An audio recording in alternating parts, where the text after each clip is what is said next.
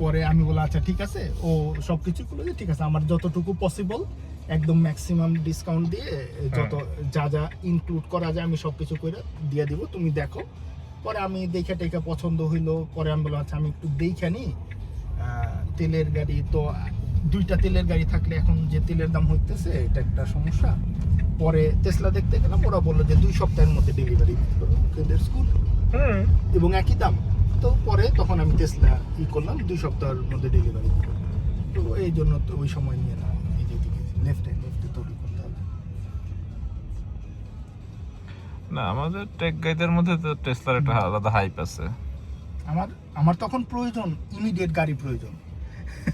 আমাদের দুইজনের 2 রকম কাজ, বাচ্চা কাচ্চা আনা, একজন দিয়ে আসি আরেকজন নিয়ে আসে, মানে গাড়ি ছাড়া সম্ভব না। এর মধ্যে ওই যে এই মাঝের সময় আমাদের আরেক ফ্রেন্ডের ওর 2 গাড়ি, ওরা তখন এক গাড়িতেই হাজবেন্ড ওয়াইফ দুইজনই যায়, ওদের এক গাড়ি দিয়ে দিছে আমাদেরকে ওই কয়েকদিন চলার জন্য। আমরা ওদের গাড়ি দিয়ে ওই 2 সপ্তাহ চালাইছি। আচ্ছা ঠিক আছে, তো মানে এমন অবস্থার সময় এত ক্রাইসিস, কোথাও গাড়ি নেই। পরে এরপরে এটা নিয়ে নিলাম। এরপরে যে এরপরে যেটা হচ্ছে আমি তখন ইউনিভার্সিটিতে জব করি, তো ওদের ওইখানে ইউনিভার্সিটিতে আবার চার্জিং ফ্রি। আচ্ছা স্টাফদের আমি মনে করি যে পুরো 1.5 বছর ওখানে তখন এই টেসলা সহ ছিলাম। 1.5 বছর আমি চার্জিং এর পিছনে 1 পয়সা খরচ করি না। 1.5 বছর আমি বিনা খরচে গাড়ি চালাইছি।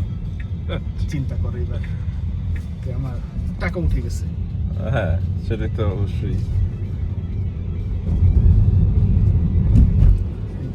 যেমন এই যে এইসব জায়গায় এগুলা মানে প্রত্যেকটা জায়গায় তুই থামলেই দেখতে অনেক সুন্দর, বুঝতে ভালো লাগবে, খুবই সুন্দর। কিন্তু তোরে আমার আফসোস লাগতেছে শুধু বসার টাইমটা শুধু নাই, স্ক্রিন সেভারের মতো দেখায় নিয়ে চলে যেতে হচ্ছে। অসুবিধা নাই, আমি আবার আসবো। আমি সিডনিতে আসি বা না আসি, সিডনি তোর আসার দরকার নেই, সত্যি কথা বলতে আমি বললাম না, সিডনি কোনো দরকার নেই। তুই হ্যাঁ মেলবোর্ন যা সময় পেলে তাসমানিয়া ঘোর, নিউক্যাসল। এরপর একটা আছে না রিফ, যে ও ইয়েতে ওইটাতে ইয়েতে তোর কেইনসে, ওইটা জায়গাটার নামটা ভুলে গেছি, ওই যে সবচেয়ে বড় প্রবল, হ্যাঁ গ্রেট ব্যারিয়ার, হ্যাঁ কেইনস। ওইটাতে ওটা আমি যেতে পারতাম এবারই। তারপর আমি এটা শুধু ফ্যামিলির জন্য রেখে দিয়েছি যে ওইটা রেখে দাও দরকার। ওইটা অক্টোবরে আমরা যাচ্ছি ক্রুজে ওইখানে, তাই না? সিডনি থেকে উঠবো। আচ্ছা 5-6 রাত্রে 6 দিনের।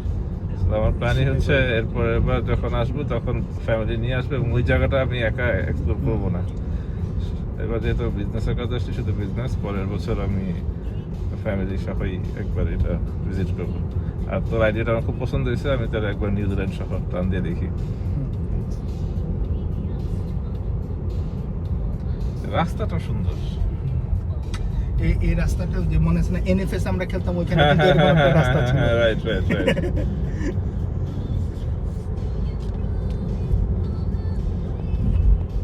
আমি জানি না এখনকার বাচ্চাদের শৈশবটা কেমন যাচ্ছে। ওরা তো অত না, এদের মতো এরা করতেছে। এরা তো মোবাইলের উপর দিয়ে জীবন চালাই দিল সবাই,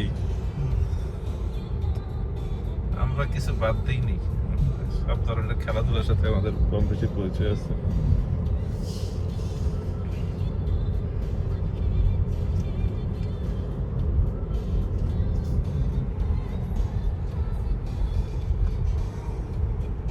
মানে ধর আমরা যে মাঝে মধ্যে রিল্যাক্স করার জন্য কিছু রিল্যাক্সিং মিউজিক ইউটিউবে ছেড়ে দিই, তখন যে দৃশ্যগুলোর সাথে মিউজিকগুলো বাজে, এটা হচ্ছে সেই দৃশ্য, বুঝছিস? তো আমাদের ন্যাচারাল সো মানে এই জায়গায় যারা থাকে তাদের আলাদা করে রিল্যাক্স করা লাগে না, একটু গাড়ি দিয়ে চলাফেরা করলে তাদের। যেমন এই যে এইটা আবার আমার বাসার কাছে, এখানে আমার বাসা আসতে 15 মিনিট লাগে। ওকে, এই লেক সাইডে আমার বাসা, লেকের কাছাকাছি। আর ওই সাইডটা গেছিলাম বিচে, খুবই সুন্দর। এই যে আমাদের এই কাউন্সিল আলাদা, তো আমাদের এইটার নাম হলো লেক ম্যাকরি কাউন্সিল। ওকে, লেকের কাছে, লেকের সাথে। আর ওইটা হলো নিউক্যাসল সিটি কাউন্সিল।